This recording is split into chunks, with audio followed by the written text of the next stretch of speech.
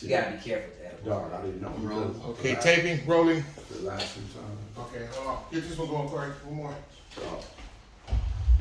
The cold.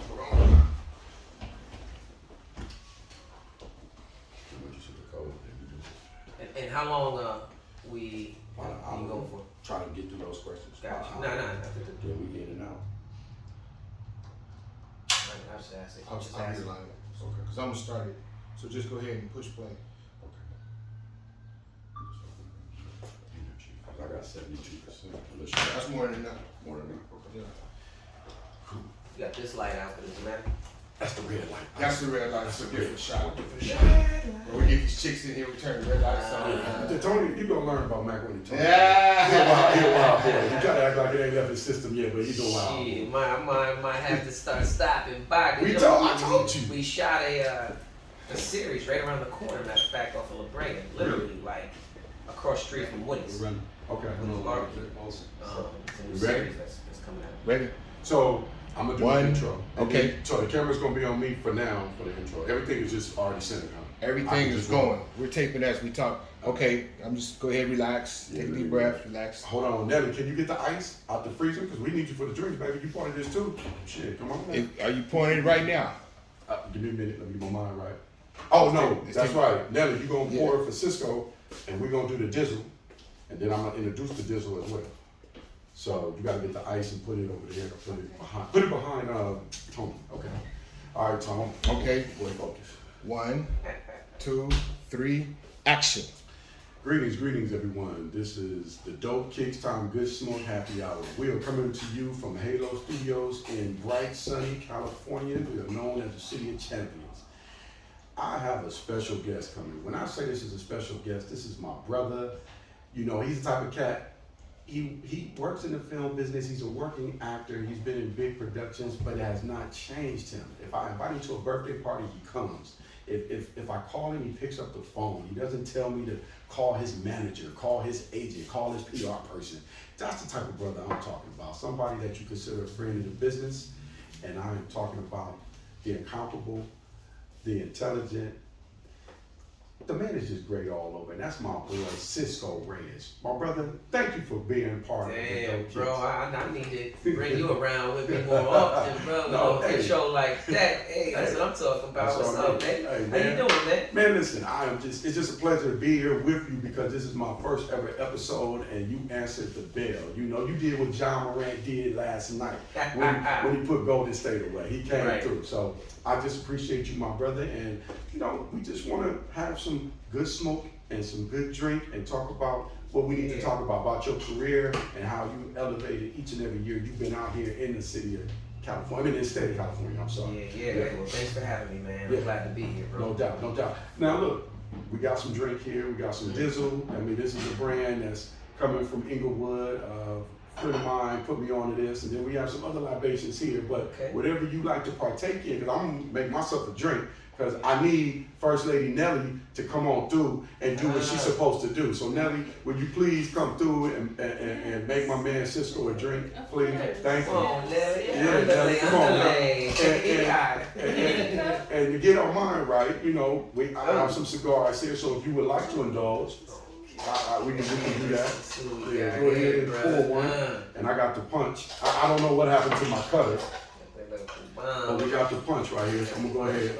I'm gonna go ahead and punch mine through. Yeah, man. Thank you, miss. Appreciate you. Here we go. You know what, y'all? I'll try some. You gonna try the Dizzle? Yeah, let's try some man. Try the man. Dizzle. Gotta represent, you know what I There you mean? go. Thank you very much. Yeah, no doubt. Yeah. I'm gonna pour my own. You are the guest. So you got 2 of the same drinks? Huh? Yeah, we got 2 of the same drinks. We're gonna try this Dizzle. You know, they came through, they're supporting us, you know what I'm saying? We gotta support them. You know, they came through with some nice bottles. And this is 80 proof. Now, I'm gonna take my time with this, Cisco, Thank you because very much. this the real deal. This the real deal, my brother. Salute. Hey, man. My man, appreciate you. Salute. Cheers. So Cisco, you know, this is Yickety. Yickety, okay. All right, man. It tastes good, huh? Yeah. It's all right. Let me spark up real quick before we get into it. All right. Mm-hmm. Yeah. You got the George Witherspoon over there. Got the, man, you know. got the Suge Knight. No doubt, no doubt. I don't want to end up like shit, but we got it. Mm-hmm. Yeah. Come on. Hey. There you go. Thank you very much. Yes, sir. Uh-oh. You have a problem? No. If you are, let me know. We're gonna get this right.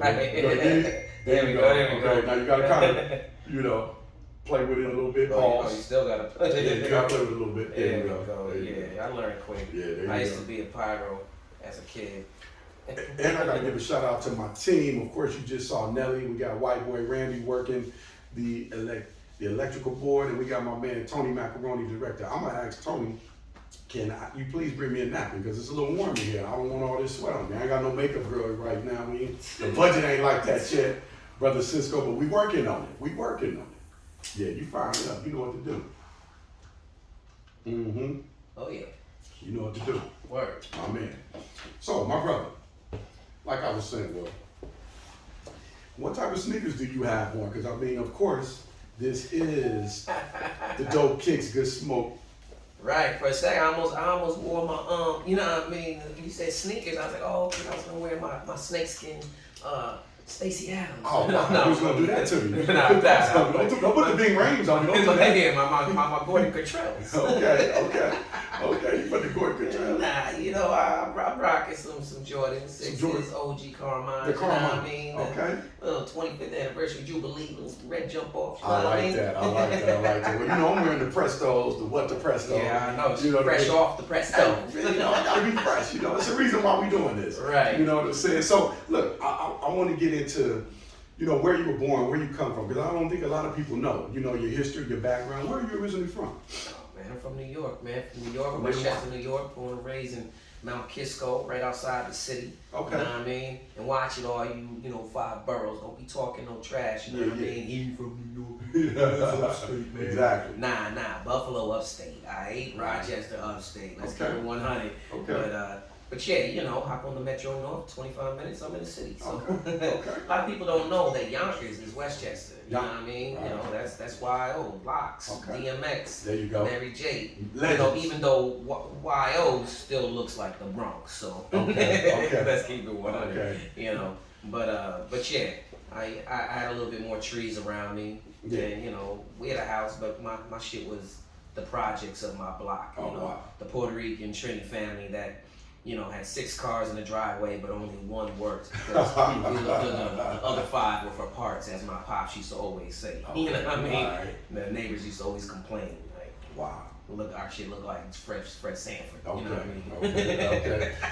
So your ethnicity, your background, you are Trinidadian and Puerto Rican. Right. My pops is Puerto Rican and Haitian. Okay. And my mother is from Trinidad and Tobago. Okay, that's a hell of a mix. It's a lot of spice in the house. How did that work? How did that work? Man, shit, it worked out well. We had 3 types of beans on the table. You know, if you can get to them quick enough, we can last 7. Oh wow. You know, so we had the curry chicken cracking. You know, Wow. we had everything. We had with the plantains. You know what I mean? We had everything on the table. Just, it was beautiful. You know, that kind of culture, man. That music, listen to soca music. Mm-hmm. My pops loved the Latin jazz. You know what I mean? Tito Puente and all that. Just, you know, and then my brothers and sisters, they had a very eclectic array of music that they listened to. But you know, I just try to embrace. I've always been Puerto Rican Cisco, so you know, who Cisco? Oh, you mean Puerto Rican Cisco? Puerto Rican Cisco. You know what I mean? Okay. But so that's why a lot of people don't know I'm Trini too. Okay. But I actually grew up on the Trini side of my family. You know what I mean? Wow. That's not to cut you off. That's interesting though, because I never knew that. I only knew you as Puerto Rican Cisco. And when I did my research, I went into my phone, did what I had to do, and I said Trinidadian. I said, oh, that's interesting, because I didn't know that. I didn't know that at all. Okay. Yeah, man. Yeah, Okay. it's you know, at Morgan it was always like, yeah, Puerto Rican Cisco all around. It was always Puerto Rican Cisco. You know, I had to tell them, you know, once I'm Trini too. Yeah. Like, oh word. And then I started learning everybody's other people in the room that were West Indian descent. You know what I mean? And it was like, oh shit, okay, yeah, man.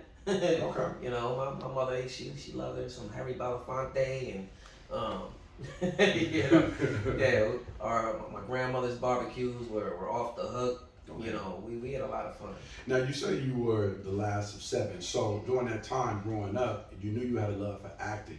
How did the family kind of react to that? You know, because just like, you know, most Puerto Rican families, like Jamaican, they want you to get a Right. job, be hardworking, just pay your dues and Right, just right. live your life, and that's it. But you have bigger and better aspirations for yourself, and you talk about that. You just mentioned that saying you went to Morgan State. That's a HBCU down in Maryland. Right, How right. was that experience? And before we get into that, did your mom and dad support you wanting to be an actor? Yeah, they were real supportive, man. I can really say they were. But I wasn't the kind of actor that was in the theater club. Okay. I thought they were weird. You know what I mean? They wore all black, but they looked like mimes. You know what I mean? Yeah. To me, Yeah. you know, they were doing musicals, South Pacific, West Side Story, and you know what I mean. Back then, I just wasn't into that. I was a straight up hip hop head. I was into, you know, like in living color. So I would write my own comedy sketches, Okay. but in living color-esque, but it pertaining to like school. So during talent shows, me and my homies, we would put on that. But then that other homie, he would write, produce music, rap, and sing, and we'd be his backup dancers. We'd be his Scoob and Scrap. Okay. You know what I mean? And you know, so that's the kind of stuff that I was into. I was into like, okay, I want to do this, but I don't want to do what they're doing. Okay. Even though I can't lie, now that I look back on it, I wish I did do, you know, West Side Story or one of those. You know what I mean? Just to say I did it. Okay. You know, I didn't start doing plays until probably later on in my career. Okay. You know. Okay. But to me, just being a trained actor, I knew that would have been a good piece of training for me Okay. before I hit any kind of screen. Okay. So when you basically finished, you know, at Morgan State, you knew it was time to leave and come to sunny California. What did you have to do as a transition from the East Coast to the West Coast? What players or what individuals did you come in contact with that helped you kind of get your feet grounded in the California acting, you know, circle? Well, I took a Warner Brothers scriptwriting class program at Morgan, and my professor, Professor Sedlak, Okay. she gave me like 30 numbers of people I did not know. Like, not just her, but also my black diaspora teacher, Professor Fleetwood. He was from LA. He knew this old school actress named Revelyn Gold.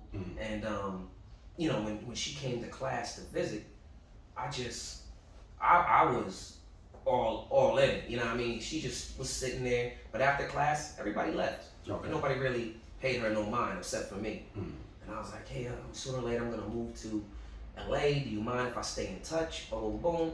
When I got out here, I called her, Okay. and her son-in-law was a Puerto Rican dude from the Bronx. Oh, wow. She was like, you need to meet my son-in-law's Rob. Yeah. I was like, word. That's like Boom. that. Yo, I moved out in November. I'll spend Thanksgiving with them. You know what I mean? Wow. Me and him, you know, I'm still like best friends with his cousin, Jesus Reyes. We got the same last name. Wow. You know, it's crazy. Like, he's back in Puerto Rico, and Rob's back in the Bronx, and you know. But then I called up a lot of the other numbers, and I was like, look, you don't know me, but my teacher gave me your number, and I'm not asking for nothing except to point me in the right direction. Got it. And so, you know, shout out to Doreen Spicer. She was working on Martin. Okay.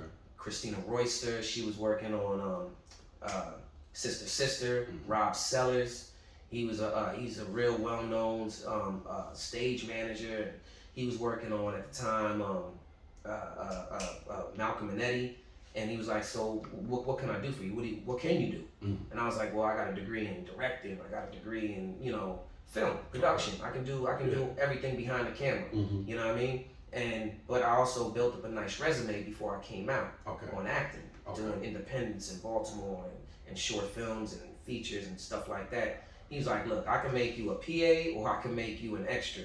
He's like, I can't just give you an acting role because, you know, I don't nobody know you yet. You know what I mean? So I was like, you know what? I don't want to be a PA. They get bossed around a lot. They're the first ones there, the last one to leave. They don't make that much money. I'll be an extra.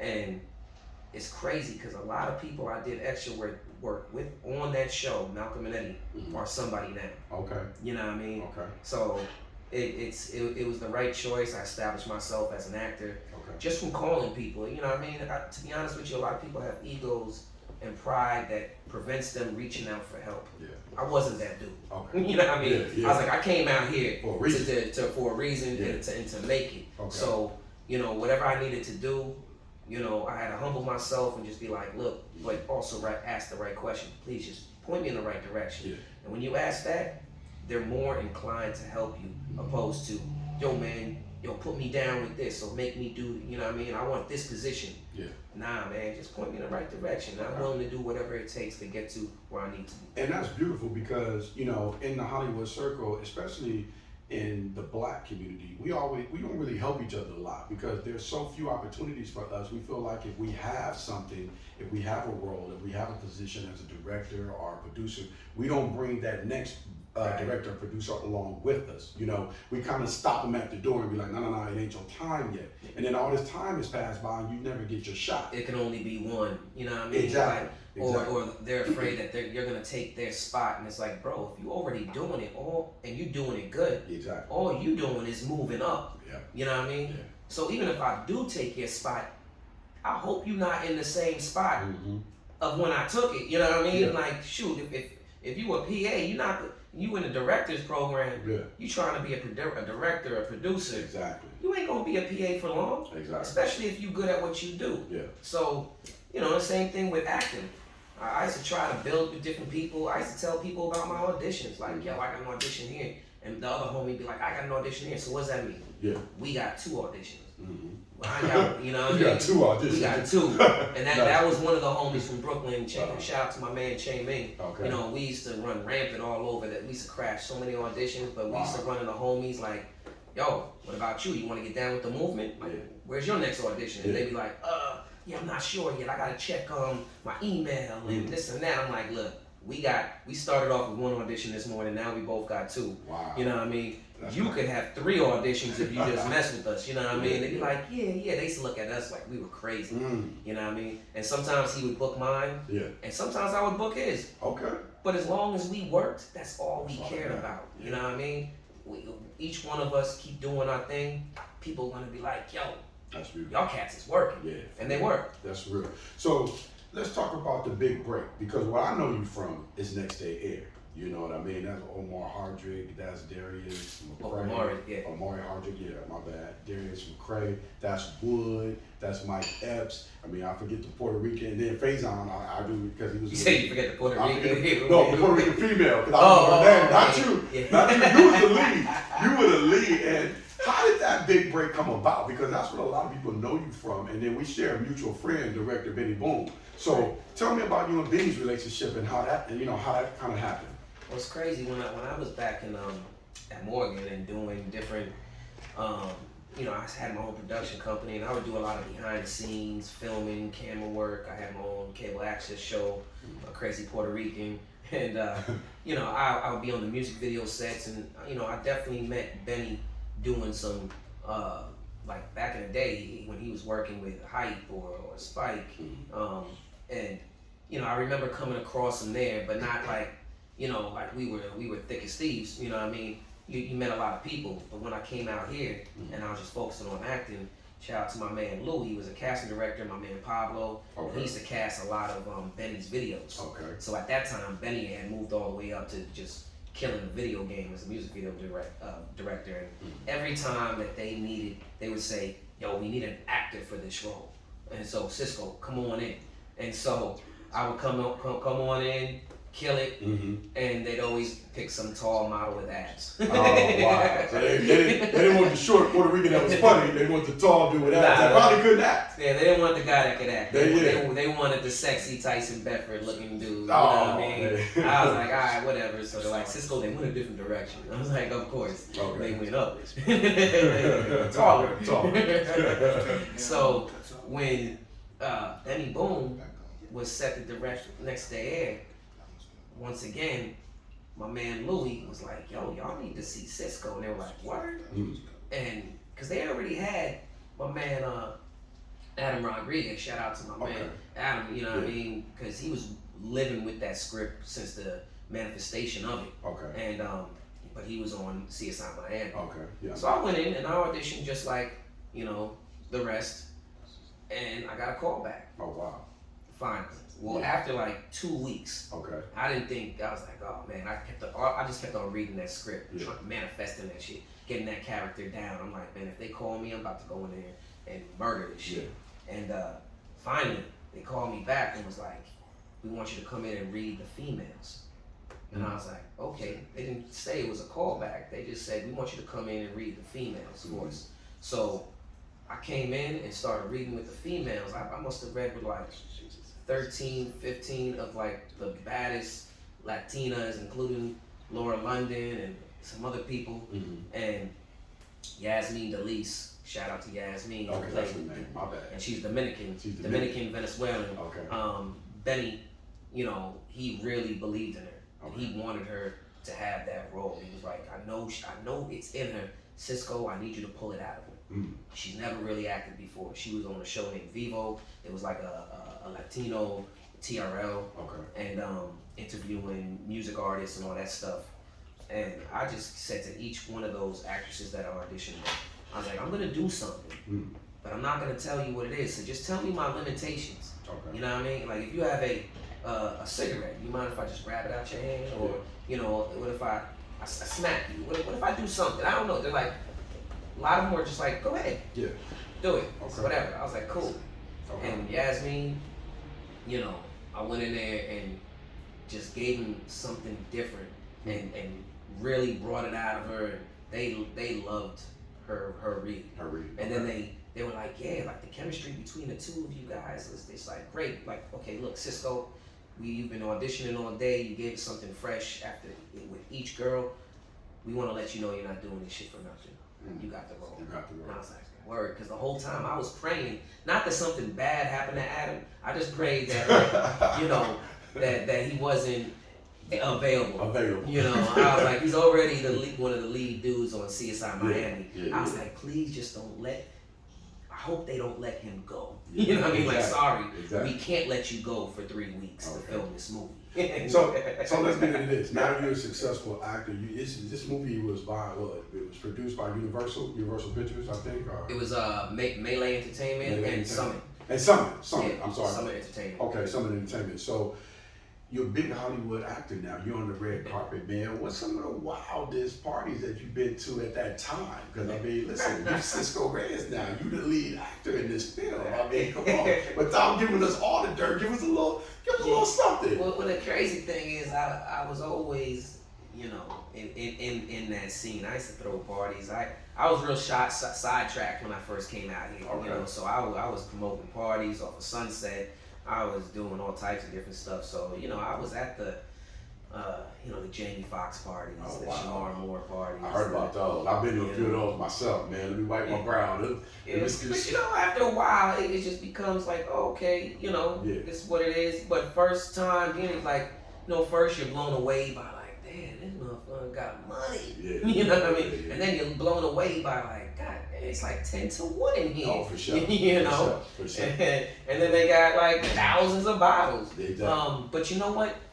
I will say this: that one party that I think really stood out to me is when the first time I got invited to Marlon Wayne's house. Okay. And it was just him, his brothers, and a couple of the cousins or nephews. Okay. You know what I mean? Like Craig and all them. Yeah. And I showed up with my homie. And one of the females invited me. And so of course they looking at like, who's this light skinned motherfucker over here? You know what I mean? Yeah. But what really blew me away, it was probably about 50 of the baddest chicks. Wow. But they were all entertaining at least 4 to 5. I mean, not entertaining in some freak shit, just like straight, there goes Sean. Yeah. Keeping, 5, 6 just laughing. There go Damon just they're keeping them laughing. Like, and being the last of 7, I was like, man, this could be me and my brothers, yo. Yeah. Like in a dope ass house in the hills, just entertaining, just keeping, just holding court. you know, because when you go to those other spots, it's always the cronies, the friends that want to be real protective and be like, who these guys, they gotta go and this and that. These are our chicks. But they were just so cool and just so smooth. Like they didn't need no outside people to entertain the rest of their party. Yeah. You know, it's not like they were putting on a show.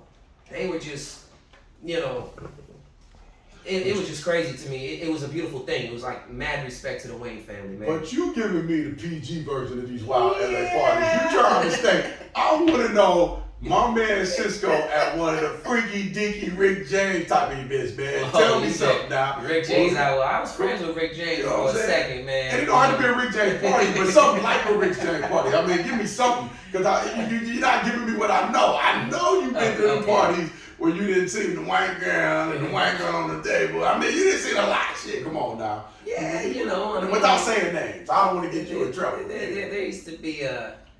Oh man. Mm-hmm. See, look at you turning red right trouble, now. Man. You turning red right now. I'm trying to. You give me a PG version, man. This is dope kicks, good smoke. You supposed to be putting you know out what? the I don't have to go there. Okay, so check it out. So, a young female that I knew, that I didn't know, I was trying to talk to, this and that. Yeah. She said, "Yo, there's a party in Malibu. It's a fantasy party. Why don't you come on out?" Fantasy. And I was like, "Sure, fantasy." I was like, "What is that? But what does that mean, fantasy?" She's like, "You know, different people are dressed like their fantasy angels, this and that." I was like, "Oh, okay, like a costume party," but it was the middle of the summer, and so I got there, and it was this dope Malibu mansion off of PCH, and you know, this big old security answered the door, and he was like, "Yeah, who invited you?" Like 150. I was like, "Oh, hold on, let me text this short," because she didn't say nothing about $150. I was like, you know what I mean? So she came to the door. She's like, "No, he's with me." He's like, "Oh, okay, cool." He's like, "All right." Okay. I walk in. We go into this underground garage. That was like some old Staples Center garage. It was huge. Wow. But there was some shit going down. When she said fantasy party, it was more like I don't even want to say a swingers party, but it was a straight freak fest, you know. Wow. I just remember seeing like these two girls laughing and giggling at each other, and then I looked down, and it was like a dude's head underneath her skirt, going to town. And then in the corner, you had like a stripper pole and some dude just sitting there with his drink, just watching it. You know, his lady just stripped. And then we go into another room, and there was, you know, that's player shit. People going at it, two girls going at it, girl guy going at it. It was just crazy. You go into this one room, and all you hear is slap, slap, slap, slap. You know what I mean? I was like, wow. And then like the door would open to the bathroom, and the whole place would light up, and it was just like, oh damn! You felt like you were in the middle of a porn, like, with no cameras rolling. And you go outside, and you know, people are cheering on somebody giving head, like, yeah, go ahead. I was like, crazy. So I'm looking at Shorty like, oh, like, hey, if you wanted some, you didn't have to invite me to this. But then she's like, I just want to let you know, like, I'm not like this, and you know, I'm not trying to like get down here. She's a warrior. She's a warrior. She likes to look. Yeah, so she's like, just so you know, like giving me like the kibosh, like, yeah, don't think that this is what we about to do. Yeah. But I'm a voyeur too. That's a Sagittarius in me. So I was like, we both all right, Sagittarius, cool. Yeah. I was like, so basically, I ain't gonna be paying attention to you all night. But it was funny. I go upstairs to a nice, beautiful like dining room, and two girls hop on top of the table and start going at it. And the security's like, hey, you can't do that right here. Wow. Not on the table, but you can do it right there. Wow. I was like, damn. We weren't friends at this time. I needed to be at this party in Malibu. My producer, Tony Macaroni, is always talking about he's going to get a house in Malibu, and this is the type of shit we need to be into. But you know what's crazy is that when people have visions of, like the Fox party, like the Shimon party, like all those places that we're talking about, that's what they envision. But when I finally made it to those parties, that's not what it was. Okay. At least not all the time. At least let's not talk about Jay. It's not, you know, right away. Yeah. No, but it was like, okay, they really, like, you think that they are some wild stuff. Nah. That was some crazier stuff. And I'm like, wow, okay, this is how they get down. Okay. You know, when you connected to the right circle, you know, you might end up in some stuff you ain't ready for. Yeah. I wanted to ask you this, and it's been on my mind for a minute. So you did Next Day Air, and I'm going to jump around a little bit, because I'm not going to do all your movies in sequence, but you get a movie. Oh yeah, please do. And if you need some more, this Dizzle man. Oh yeah. You know, pour some. I'm gonna need some more. First lady, can we give my man some more whizzle over here while he relights his cigar? Please do. I wanted to ask you this. I'm just brushing ash off of me. You know, it's my set. Me, Right. we're producing. Let me brush this off. So, this movie you were in, Entangled Me. and I watched it and I like it, but your love interest, oh my God, she was nutritious and delicious. I mean, Lord have mercy, that girl was built correctly. God blessed her in so many ways. I wanted to ask you though, when you're doing these romantic scenes with these beautiful women, how do you keep your composure? I mean, because they're so fine. A lot of them are just beautiful women, and do you, when you're acting, you're trying to remember your lines. Do you get caught up in the moment? Do you forget your lines? Or what do you do? How does Cisco handle that? Well, the memorization of lines, that's over by then. Mm-hmm. You know what I mean? Hopefully you're not worried about remembering unless they give you a rewrite on the spot. Okay. You're not worried about at least a professional actor, I don't think you should be worried about at that point you on set. Mm-hmm. You know, you should probably have that script memorized inside and out. Already in the brain, like So a rapper. yeah, so now you can layer and bring different movements and actions to that character. And when it comes to, beautiful scenes like that and, actresses. Yeah. Get it together. All right, take the time.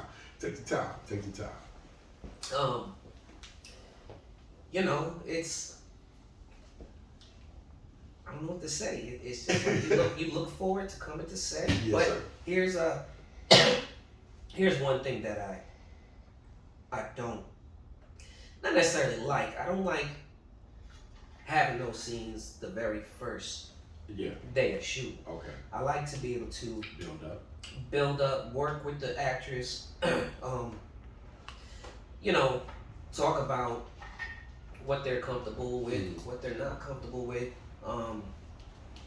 Because some actresses might really want to go there. Okay.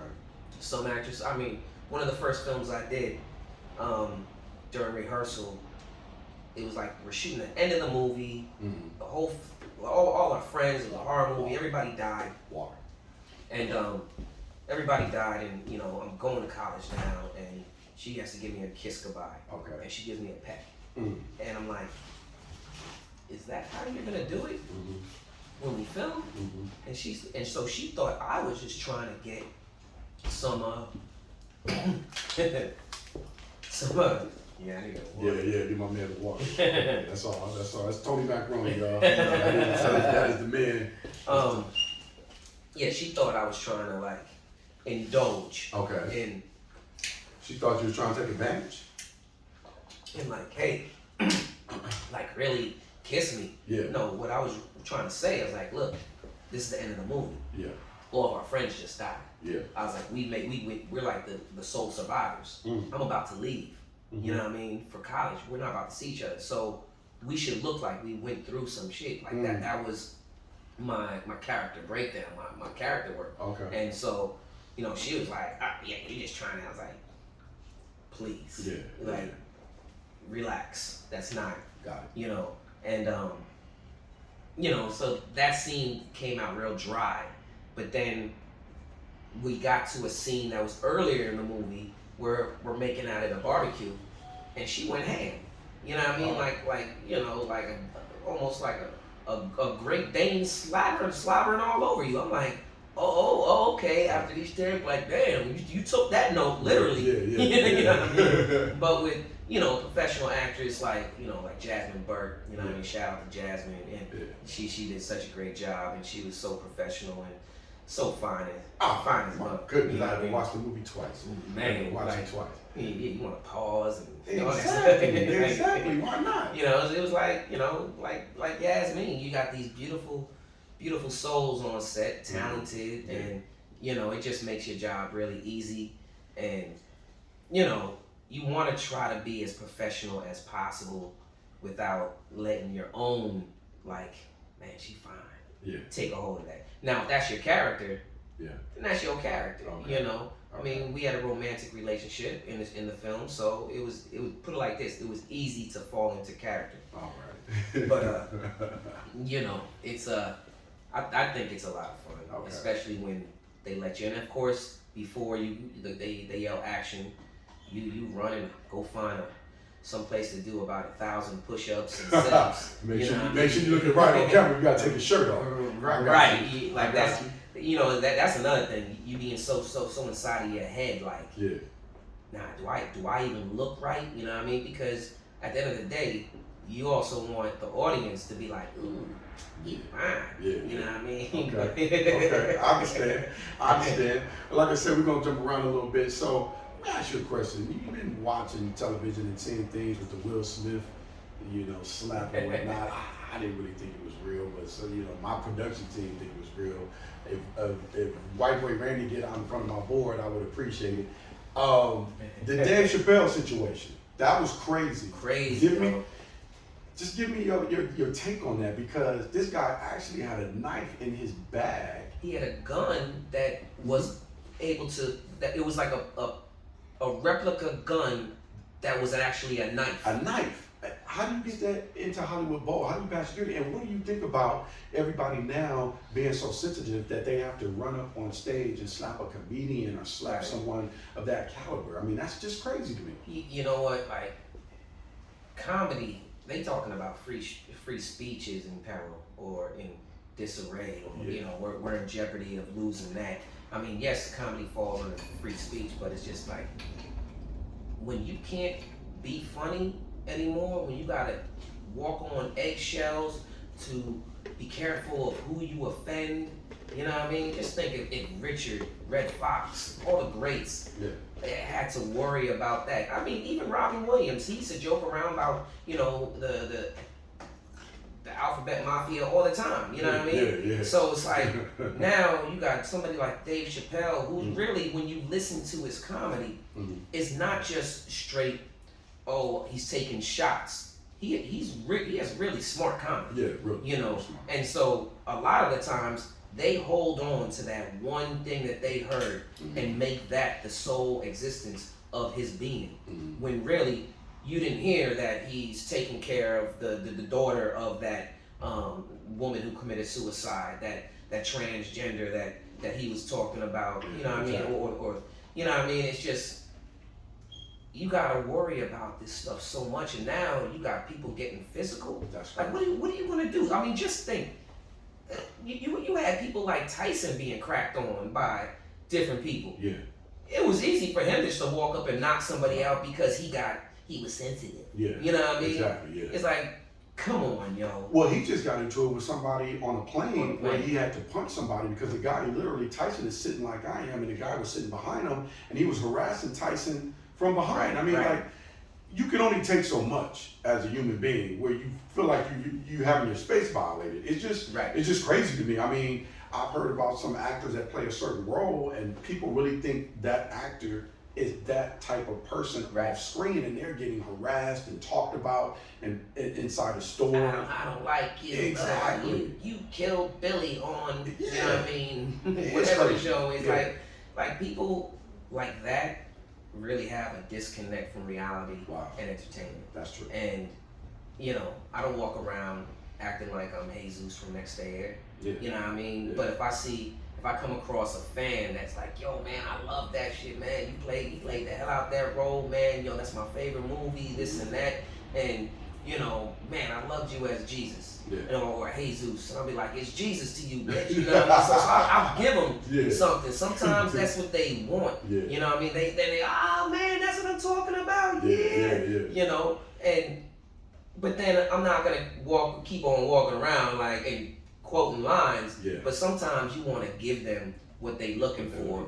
But they also have to learn how to disconnect. You know what I mean? Like, it's one thing if like, okay, cool, thank you, man, I appreciate that, much respect, thank you, thank you for supporting and all that stuff. But if they can't disconnect, and then in Dave Chappelle's case, it's like, bro, what were you really gonna do? Yeah. Are you the guy running on the football field during the Super Bowl? Okay. You know what I mean? Just looking for attention? Or are you really gonna hurt this man? Yeah. You know what I mean? Yeah. And where was that gonna get you? Yeah. You saw him getting carried off in on the stretcher because Oh man, he got his ass whooped behind like, stage. I think he said I stomped somebody. I stomped him backstage. Yeah. You know what I mean? Like Dave Chappelle's team was on point. That's all I gotta say. I mean, when you look at this dude, I think his name is Isaiah Lee, and I didn't know. I thought he was a white boy, but he was a brother. But he was a punk rock looking brother. Man, he had a swollen head. Now they say they broke his arm, but I think that's the way he was handcuffed. It looked like this, and I had to watch it a few times. Yeah. I'm like, is that his arm? Yeah. But if it was his arm, they probably. I don't know if it was really dislocated like they said, but it just looked like that's the way they had him. I mean, he got carried away. Yeah, So he got his ass put whooped, though. it like this, he got everything he asked for. Yeah, he did. You know what I mean? And it's a good thing Dave didn't get hurt. That's true. You know That's what the most important thing. Because I mean, Right. he actually tackled Dave. Right. By his legs, and Dave was able to get away. You know, Dave been in the weight room a little bit. He been working out, Right. so he was able to break free, and then the dude fell, and then that's when his team rushed. Exactly. And then he tried to run off. He ran backstage. He ran to go backstage, get stomped. Exactly. And then exactly. you see what Chris Rock said?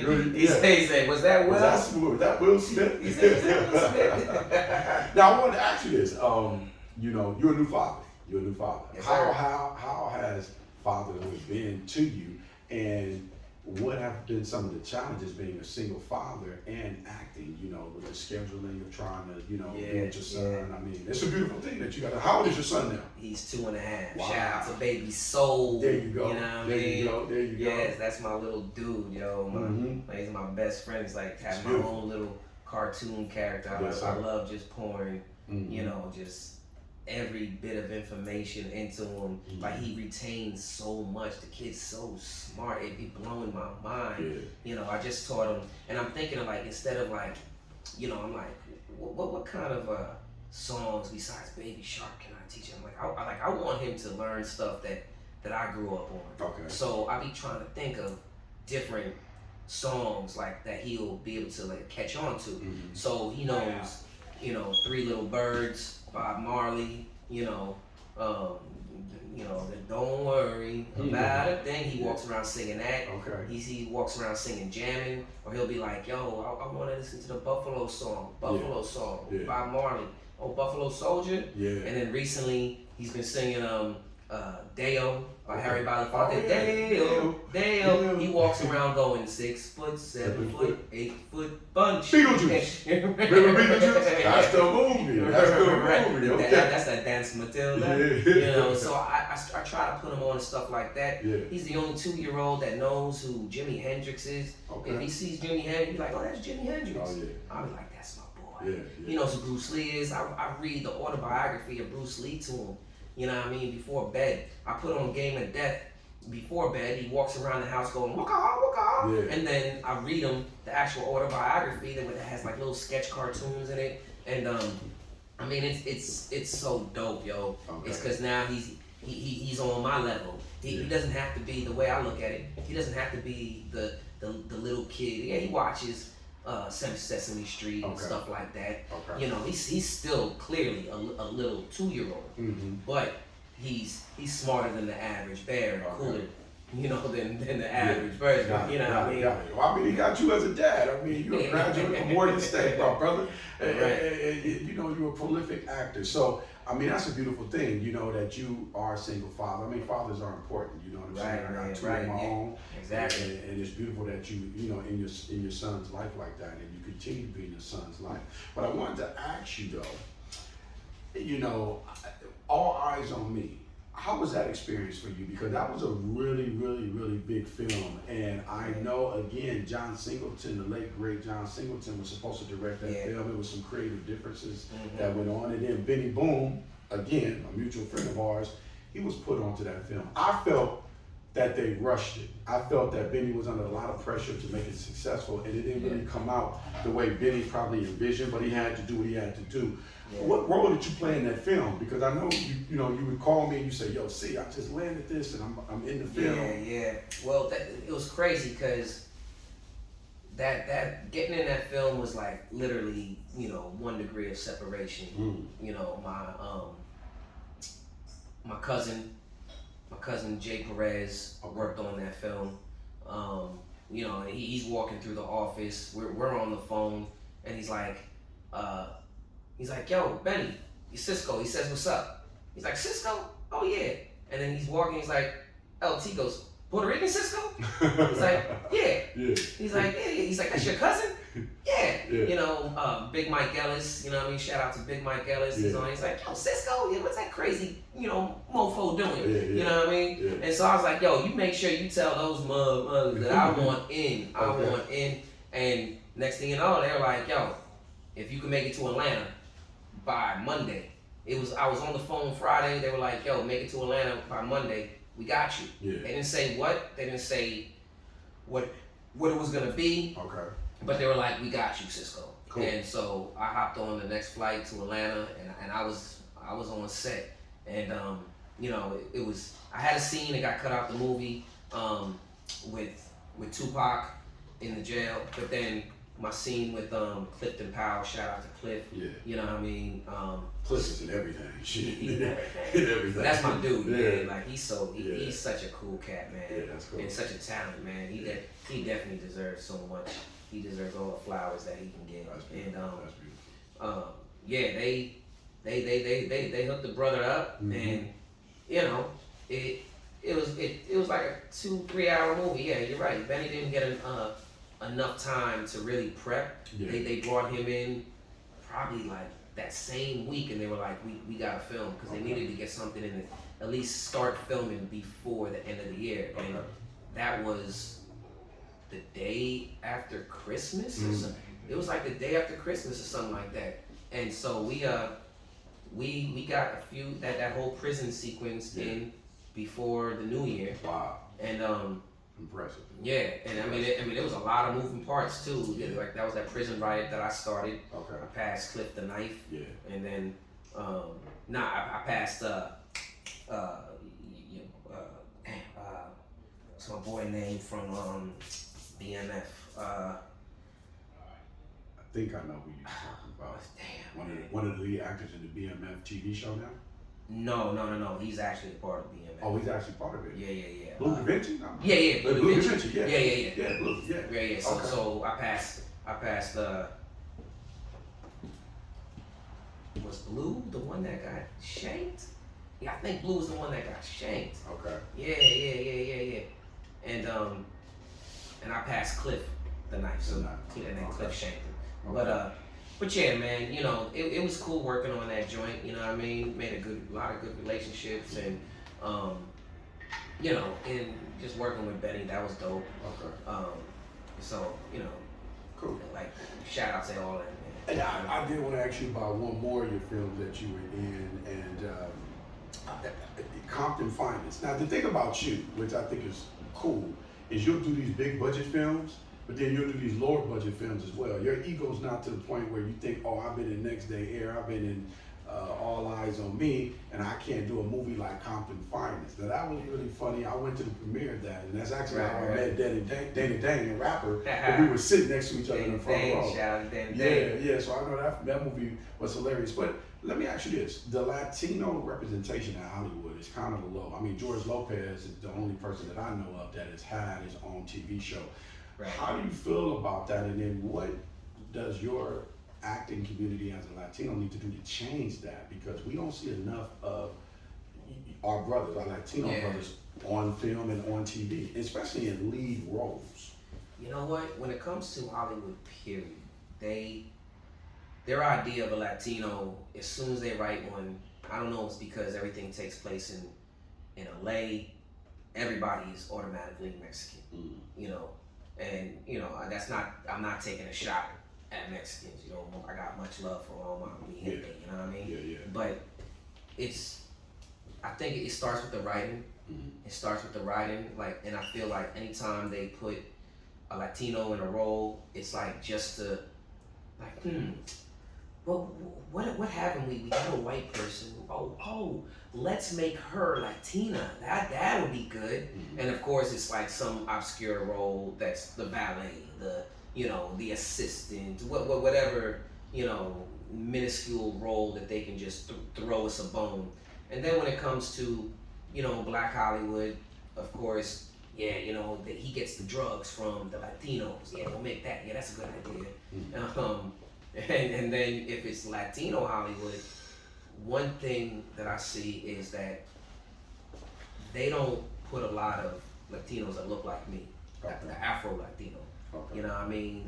The brown skin, curly head dude. They always have like that fair skin, straight hair, Mark Anthony looking type cat. Okay. And I've had that discussion too at Latino forums, like, yo, there's even, bias and so it's prejudice, so to speak, within Latino Hollywood. Mm-hmm. I was like, you guys don't put people that look like me. Mm-hmm. And I mean, you could be Dominican all day. Yeah. You know what I mean? Okay. You're like, oh, everybody in this room could be Latino. There's colors, just cats that look like Akon. Yeah. That are Puerto Rican. Got it. Yeah. And so I think they just need to start, one, letting Latins tell their own story, write their own projects, green-lighting those joints, but also being more open to, just remember, it's a role. It's a human. Yeah. Like, my whole thing is, don't cast me, don't say there's nothing in there for me because we don't have no Puerto Ricans. Yeah. You know what I mean? There's no Puerto Ricans in the movie, Cisco, sorry. Yeah. You know what I mean? But the next movie, we'll try to figure something out. Okay. Nah, I play human beings, yo. Yeah. I'm an actor. Yeah. You know what I mean? Yeah. So, thank you. But it's just like, yo, man, I shouldn't have to wait until you write a role for somebody named Cisco who's curly headed from New York. You know what I mean? Like, I gotta fit specs to fit into that, But, shout out to a lot of people that, a lot of the friends. At first I was kind of salty at nepotism, losing roles to people that had friends of the producer, friends of the director, until I became that dude. You know what I mean? Yeah. And I was like, it's nice see, it's great then, but it's also because I made friends. Yeah. I just didn't make associates. Exactly. I like me and you. You're just not somebody I know that we call upon each other when we need something. When we're friends. Exactly. You know what I mean? We're both Sagittarius. Our birthdays are days apart. You know what I mean? Yes, so that's what I've always prided myself on, is making friends, because people will do something for their friend quicker than they'll do something for just somebody they know. That's correct. You know what I mean? That's real. And I've been out here for a second. I've been making a lot of friends. Yeah. So well, shit. I mean, Drake made the song "No New Friends," and I love that song because I find out a lot of times, you are my first guest. The respect and love I have for you. You come to my birthday parties when they've been small birthday parties and big birthday parties. Ones, right? You know what I mean? And that's just. Yeah, there's no ego with you, man, and I really appreciate that, because it's like when I needed someone to be my first guest on my podcast, I was like, yo, who can I call? Who's not going to say no?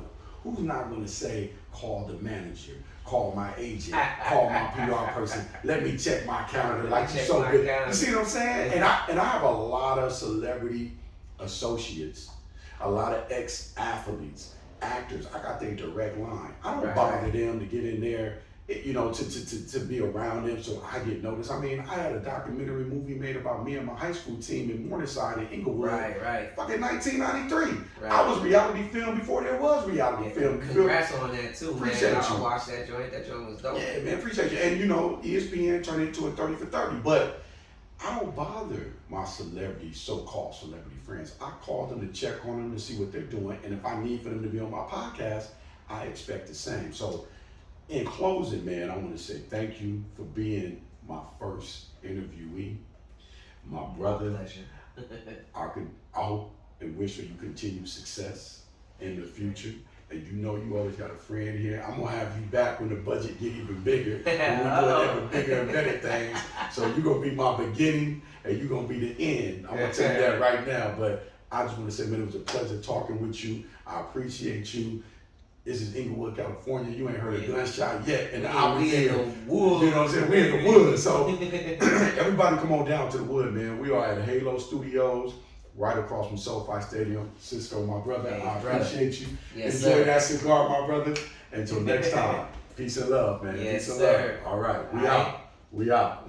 You got it? You done? Phil? That was good. First of all, can I talk? Y'all cannot be moving in the background, man. I can pick up on all that shit. What are y'all doing?